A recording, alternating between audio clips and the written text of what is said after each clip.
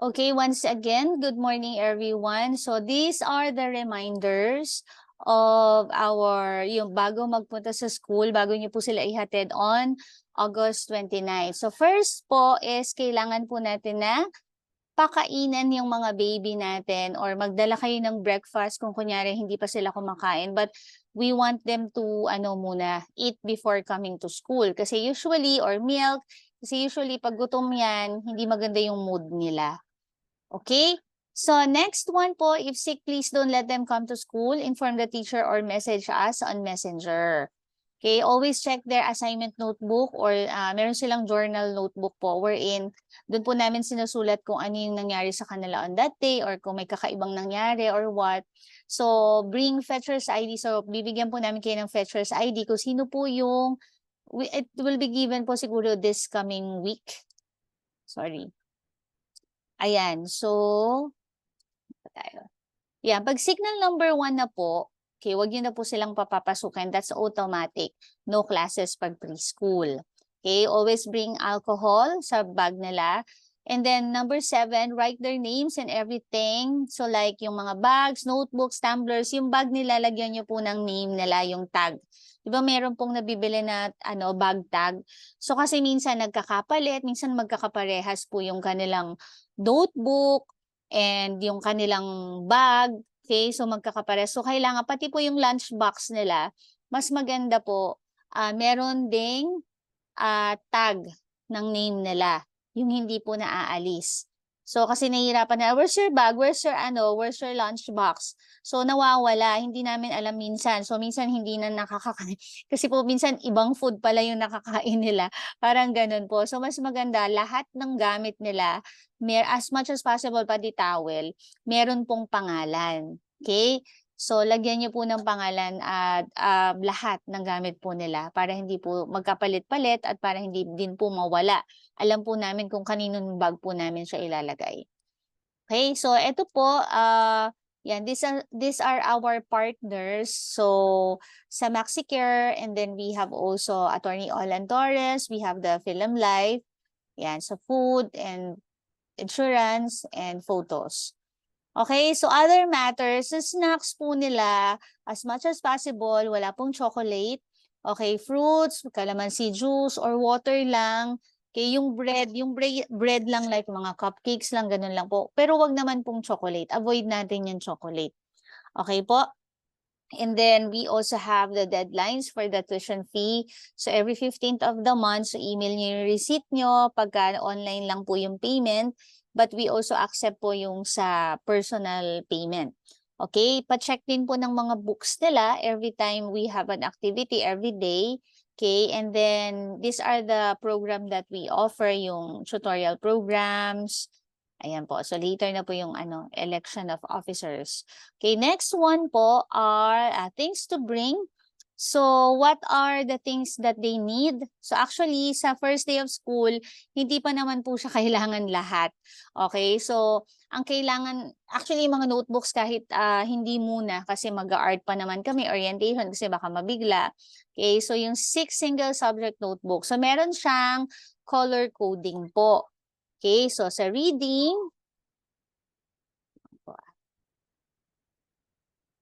okay, so wait lang po. May a-accept lang kami sa room.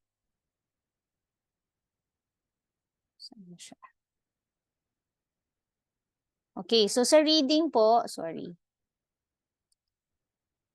So yellow reading, red writing, blue na notebook is Filipino, green science, pink yung math. So pencil big Mongol, yung malaki yung hawakan niya. Pero sa kinder to kahit yung payat na. Sa nursery, crayons big. Tapos sa K2, pwede kahit maliit. Washable paint para sa art po nila, paintbrush, eraser, and sharpener. Okay, wait lang po.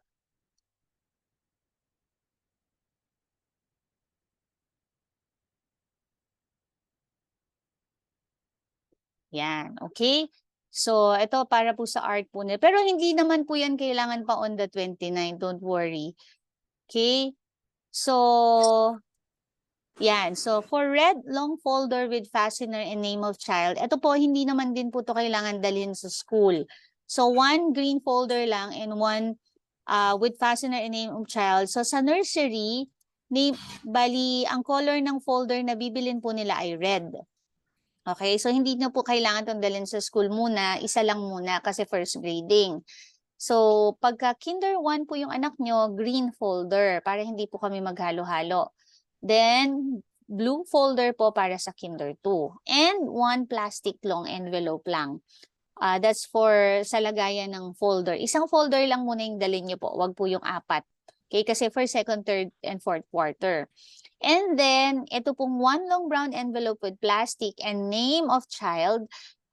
Lahat po yan, Mommy, lalagyan natin ng name sa, wag po kayong mangmadali kasi hindi naman po yan sa Monday isasubmit. Kahit next week pa po after the first class or sa Friday. Okay, hindi naman po siya minamadali na isubmit all of this at bilhin.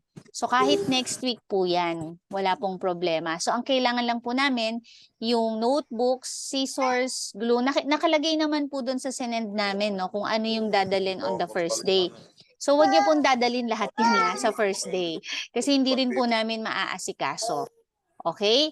So, etong mga to, yung Play-Doh for their motor skills, okay, neon construction, long bond paper, kahit dyan muna yan sa inyo, wag niyo muna po siya. Kahit Friday na or next week na po after the first class. Okay, etong blue pen kasi whiteboard pen na po yung ginagamit namin, whiteboard na blackboard, para hindi sila kasi yung chalk kasi may parang dust. So, Lapas na lang ang dugo. puro, wait lang po. Yan. So, Mami, okay lang naman po na hindi makinig yung bata. Kayo po kasi meeting naman po to ng parent. So, okay lang po na hindi sila makinig. Okay lang po yan, Mami. Okay, next is, ayan, ito po yung mga kailangan nila. So, other bags, ito yung nasa small bags, extra short. Hindi nyo rin po muna to kahit sa bag na lang po to para hindi madaming bag. Okay, extra short, shirt, towels, alcohol, small baby. Kasi minsan nagpupupo sila. So, para hindi na po namin kayo iistorbohin na magdala. Okay? So, yan po.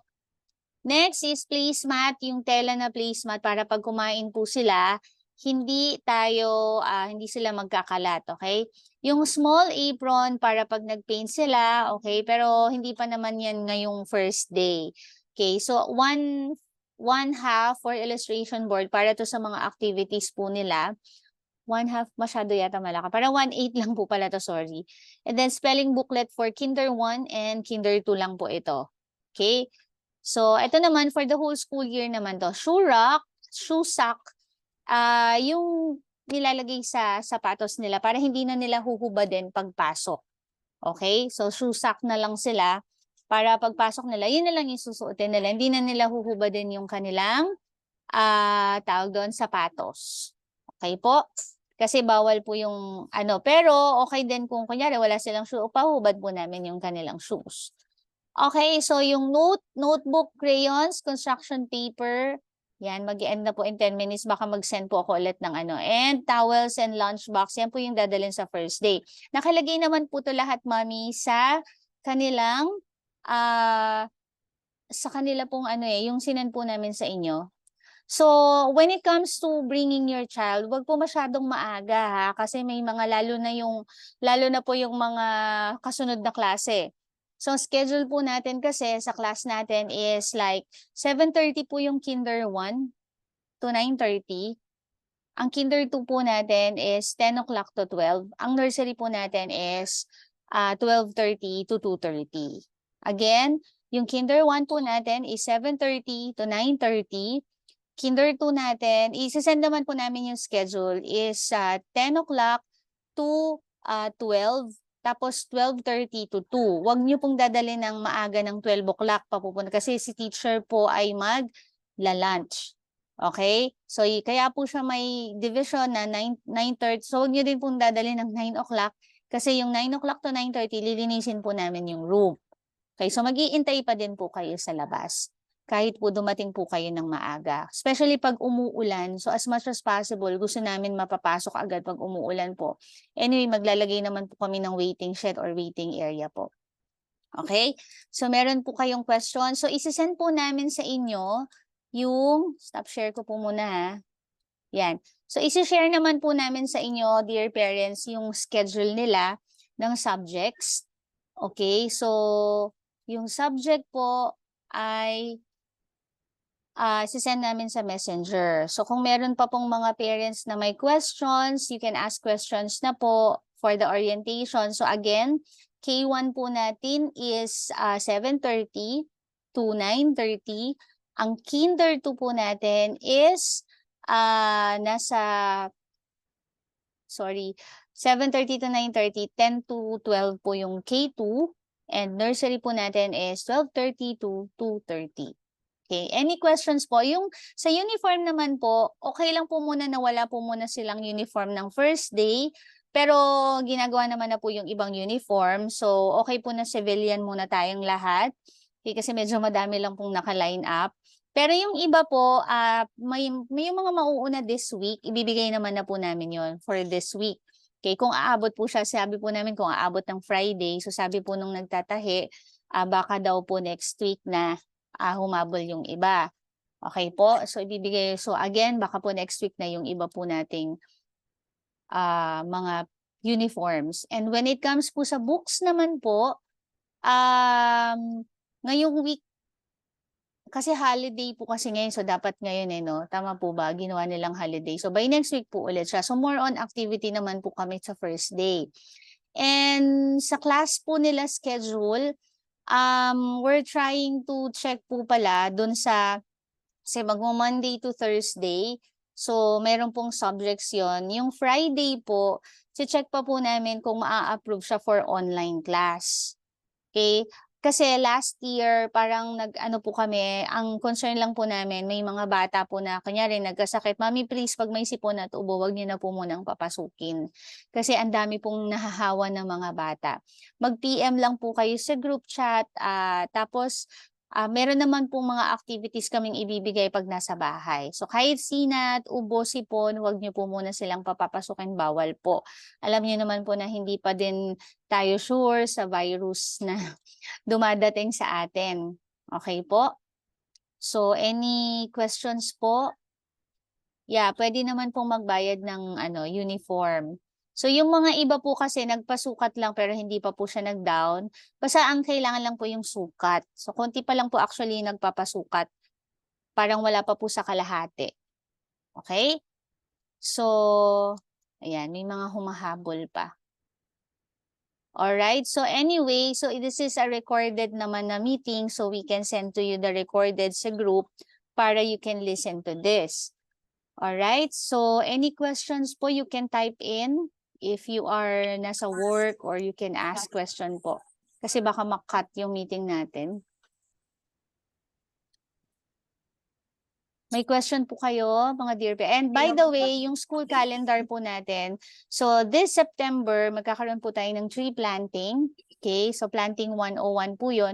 So every month, meron po tayong activities. So it depends po. Pwede naman po magpatahi ng uniform sa iba. Kayo pong yun lang, yung tela kasi actually medyo mahirap. Kahit kami nahirapan kami maghanap ng tela. Okay, so pwede po, try nyo po sa SM kung may ganong tela po. Or yung mga malalapit. Okay? So, yung smallest po namin na uniform is 1,000, tas additional 100 for the next po. Any questions? Pwede po magpatahi sa iba ng uniform. Wala pong problema yon. Tas bibili na lang po kayo ng patch. Any questions po? And concern? So, isi-send po namin yung schedule sa chat group, pati po yung sa subjects nila. Again, yung sa subjects nila, meron po tayong color coding their parents para hindi po. Actually, Mami Janela, pwede naman po yung 10 a.m. for kinder. Kung gusto niyo po, like kunyari, ilipat po sila ng 10 a.m., pwede naman po sa kinder 1. Pwede po kayong mag-request. Kunyari, hirap po yung bata na pwede niyo po silang ilipat sa 10 a.m. session. So, pwede naman po yun. Tsaka magkakaroon po noon din baka magkaroon po kasi ng 12 to 2 session kasi medyo madami pong humahabol.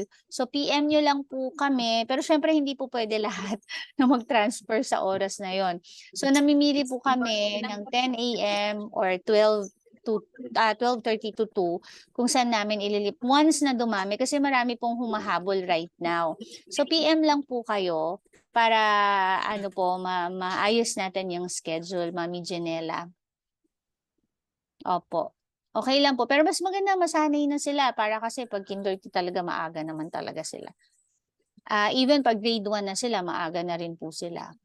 Pwede naman po natin transfer kunyari sa K1 sa ibang schedule, request. Kasi yung iba po dati ganun, like special case naman yan. Kung kunyari walang maghahatid, sulat lang po kayo ng request letter, ganon. Tapos iaano lang po natin sila sa other section.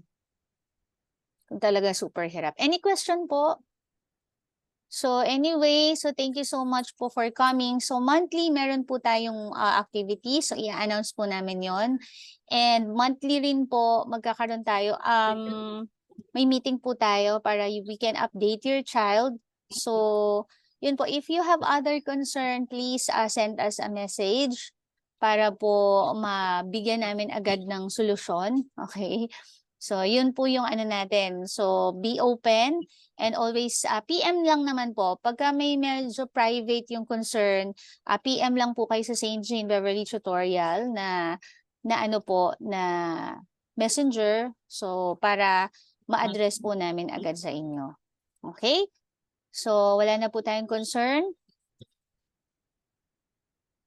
So, September, magkaroon po tayong tree planting. I think, check ko lang po yung schedule. Meron pa po bang concern?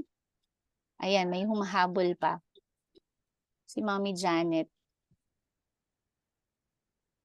Any concern po, dear parents? Baka meron pa pong concern. So in 1 minute and 17 seconds po ay mag-i-end na po tayo ng ating meeting.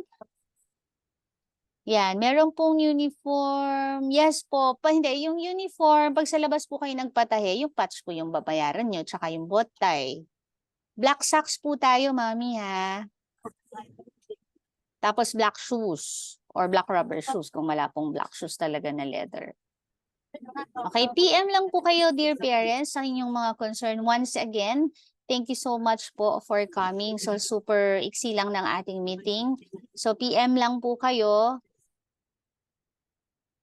Yeah, opo. Opo. Yung time, opo, naka-fix po siya. Pero yun nga, upon request, kung kunyari, pwede po kayo mag-request letter. PM lang po kayo, mami. Para hindi na po kayo maistorbo magpunta dito sa ating school kung busy mami po kayo. Okay? So, thank you so much. God bless you, everyone. If you have other concerns, you can send us a message po. Yes. Sige, Mami Mia. Send lang po kayo sa amin ng PM.